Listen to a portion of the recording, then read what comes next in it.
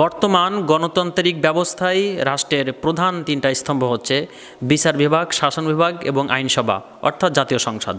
এর মধ্যে বিচার বিভাগ এবং শাসন বিভাগের প্রধান পদগুলি প্রেসিডেন্ট কর্তৃক মনোনীত হয়। প্রেসিডেন্ট দেশের প্রধান বিচারপতির মনোনয়ন দেন, অতঃপর তার পরামর্শক্রমে অন্যান্য বিচারপতিদের নিয়োগ দান করেন। প্রধান সেনাপতি এবং জেলা প্রশাসক সহ বিভিন্ন গুরুত্বপূর্ণ প্রশাসনিক পদসমূহে তিনি নিয়োগ দান করেন। বিদেশে রাষ্ট্রদূত নিয়োগ, বিশ্ববিদ্যালয় সমূহের ভাইস চ্যান্সেলর নিয়োগ ইত্যাদি তার হাতে রয়েছে। তিনি এসব ব্যাপারে অধস্তনদের সাথে পরামর্শ করেন, কিন্তু তাকে বাধ্য করার মতো কেউ নেই। এবার বাকি থাকলো পার্লামেন্ট বা আইনসভা। এখানে প্রাপ্তবয়স্কদের ভোটাধিকারের মাধ্যমে সংসদ সদস্যগণ নির্বাচিত হন, তারাই প্রধানমন্ত্রী নির্বাচন করেন। অতঃপর তিনি প্রেসিডেন্টের নিকটে শপথ গ্রহণ করেন। সংসদীয় ব্যবস্থায় প্রধানমন্ত্রীকেই সবচেয়ে শক্তিশালী নির্বাহী ক্ষমতা দান করা হয়েছে।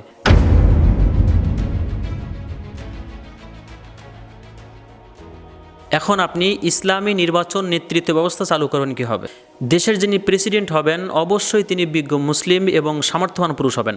প্রথমে রাষ্ট্রের এক বা একাধিক বিশেষজ্ঞ এবং যোগ্য মুত্তাকি আলেমদেরকে নিজের জন্য পরামর্শদাতা হিসেবে গ্রহণ করবেন, যারা তার আগে বা পরে কোনো রাষ্ট্রের কোনো দায়িত্ব থাকবেন না। অতঃপর তাদের পরামর্শ অনুযায়ী রাষ্ট্রের বিভিন্ন স্তর থেকে সৎ এবং যোগ্য ব্যক্তিকে বাছাই করে নিজের জন্য একটি মজলিস শুরা বা পার্লামেন্ট নিয়োগ দিবেন, যারা দেশের বিভিন্ন বিষয়ে তাকে পরামর্শ প্রদান করবেন। তবে তাদের এই পরামর্শ প্রেসিডেন্ট মানতে বাধ্য থাকবে না। আর এভাবে রাষ্ট্রের সর্বোচ্চ জিম্মাদার হবেন রাষ্ট্রের প্রেসিডেন্ট, এবং অন্যরা থাকবেন তার সহযোগী বা পরামর্শদাতা। এবং ইসলামী পরিভাষায় যদি বলি, তাহলে যিনি প্রেসিডেন্ট তিনি ইসলামী পরিভাষায় হবেন আমির।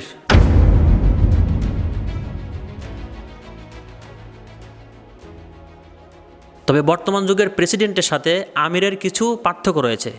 আমির আল্লাহর বিধানের বাইরে কোনো বিধান জারি করতে পারবেন না, এবং ওহির বিধান জারি করতে কোনোরূপ দুর্বলতা প্রদর্শন করবেন না।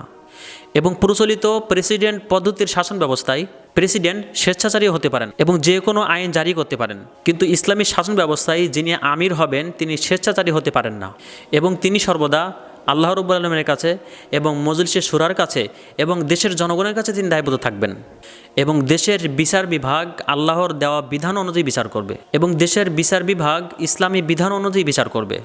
আমির বা সরকারি যে কোনো ব্যক্তির বিরুদ্ধে অভিযোগ দায়ের করা যাবে। আমিরের বিরুদ্ধে অভিযোগ প্রমাণিত হলে এবং তা ইমারতের অযোগ্যতা প্রমাণ করলে সর্বোচ্চ আদালতের রায়ে এবং পার্লামেন্টের অনুমোদন ক্রমে তিনি যে কোনো সময় অপসারণ হতে বাধ্য থাকবেন। কিন্তু স্বাভাবিক অবস্থায় ইমারতের যোগ্য ব্যক্তি হিসেবে থাকা পর্যন্ত এবং যতদিন পর্যন্ত তার মৃত্যু না হবে ততদিন পর্যন্ত তিনি আমিরের পদেই বহাল থাকবেন। এবং আমিরের যদি মৃত্যু হয় তাহলে আমিরের ওসিয়াত এবং আমিরের মনোনয়ন মোতাবেক পরবর্তী আমির নিযুক্ত হবেন, কিংবা তার অথবা পার্লামেন্ট নিয়োজিত একটি ছোট সাব কমিটি এ দায়িত্ব পালন করবেন। তারা প্রয়োজনে সর্বাধুনিক মিডিয়া ব্যবহার করে নিরপেক্ষ জনমত যাচাই করবেন এবং সার্বিক বিবেচনায় সাধ্য পক্ষে একজন যোগ্য আমির নিযুক্ত করবেন। অতঃপর সেই যোগ্য আমিরকে বা সেই নির্বাচিত আমিরকে সকলেই মেনে নেবেন, এবং এই নতুন আমির পরবর্তীতে আবার নতুন করে মজলিসে শুরা গঠন করবেন। তাদের আনুগত্যের বায়াত নেবেন এবং তাদের পরামর্শ মোতাবেক দেশ চালাবেন। ইসলামী শাসন ও নেতৃত্ব ব্যবস্থায় শুধুমাত্র আমির নির্বাচিত হন, অতঃপর তিনি তার শোরা সদস্যদের মনোনয়ন দিয়ে থাকেন। তাদের মধ্য থেকে বাছাই করা কিছু ব্যক্তিকে নিয়ে একটি ছোট্ট ক্যাবিনেট বা মন্ত্রিসভা গঠন করবেন।